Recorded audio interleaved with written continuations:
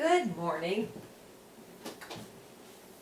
Welcome to How I Survived the 80s. I'm going to adjust that just a little bit.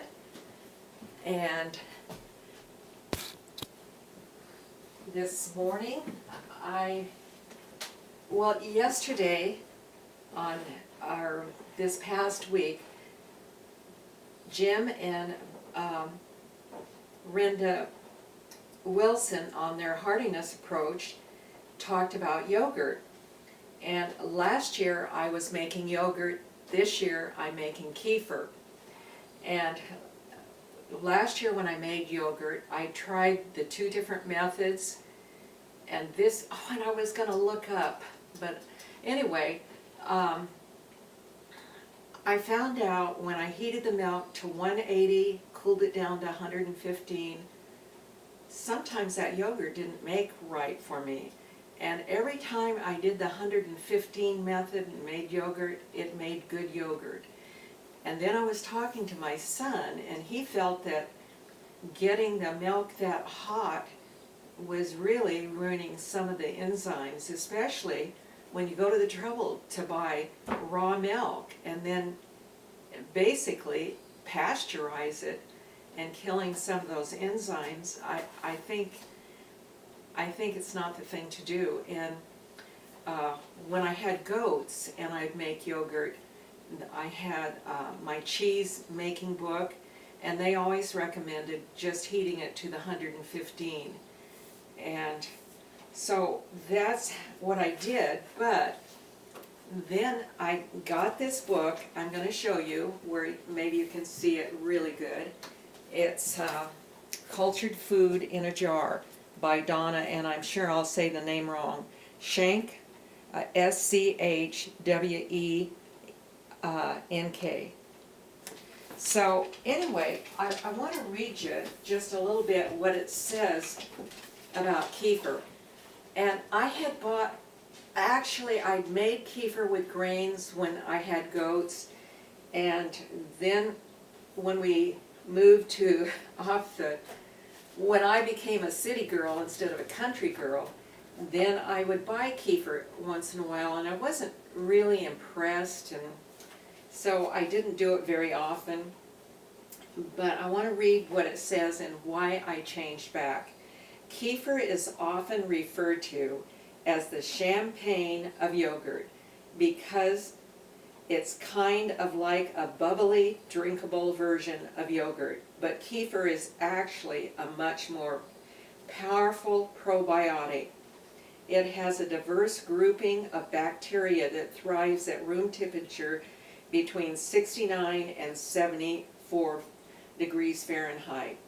Yogurt, on the other hand, has only up to 7 strains of bacteria, and because its fermentation is based on supporting thermophilic bacteria, you have to apply heat to make it. Sadly, this kills off a great deal of the other healthy bacteria that can help colonize in your gut. So, and making kefir out of dairy or non-dairy milks is much better than making water kefir. It has much more power. When you make it out of the milk or coconut milk or in some of your almond milk, that type of thing, it has 50 strains of bacteria, while the ones made in water have 10 strains. So it's really better, I think, to make it in milk. And unfortunately, so far I haven't found raw milk, but I found milk that's not homogenized. So that's nice, and that's what I get, and it's organic. And then what? You've got 2 ways to make kefir, and I decided this time I would try just the starter. It's just a powder, it's not the grains. And I'm going to show you how I do it, and it's really simple. Now, this, if I were doing it the first time, I would take a packet, and the packet looks like this, and the packets, the last packet that I had, they recommend starting over every 7 days or 7 makings, but it also said it might make as many as 14, and I've only, I'm starting on, I've got 2 packets left. 4 packets come in a package. And I think this is one of the better ones. It's called Cutting Edge Cultures.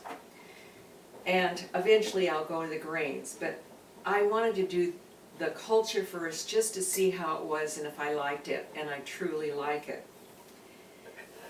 Anyway, now that I've made it, what I do is I take 1/4 of a cup, and I always like to add just a wee bit more, I don't know, for good measure, and I put that in the bottom.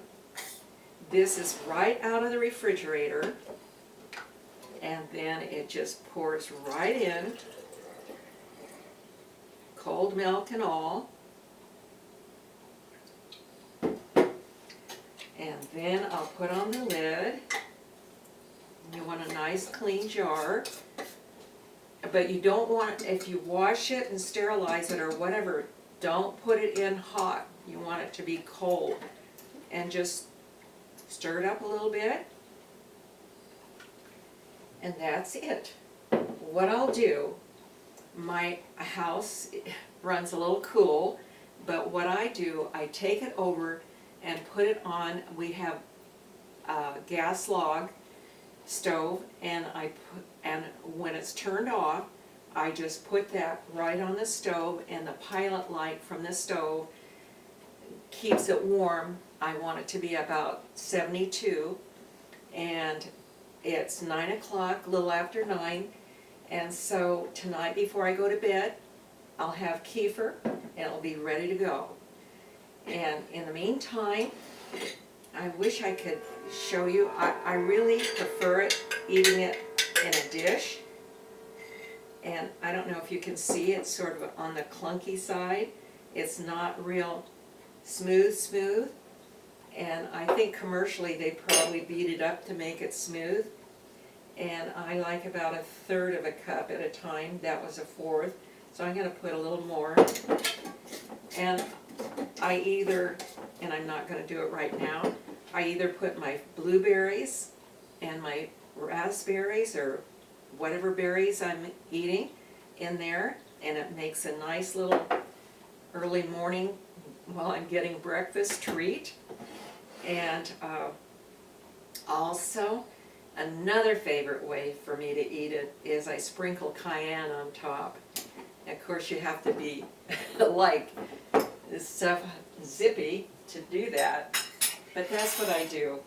And so that's how it makes. Then I want to just share some of the other things that they say about it that I thought was good. I'm just going to read, each of these has a paragraph to go with it. I'm just reading the bold print that it says, Kefir lowers blood sugar. Kefir lowers blood sugar. Oh, it's blood pressure and lowers blood sugar, both of those.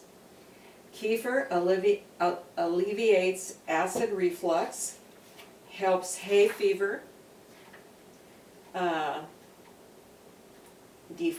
detox the body and keeps candida in balance.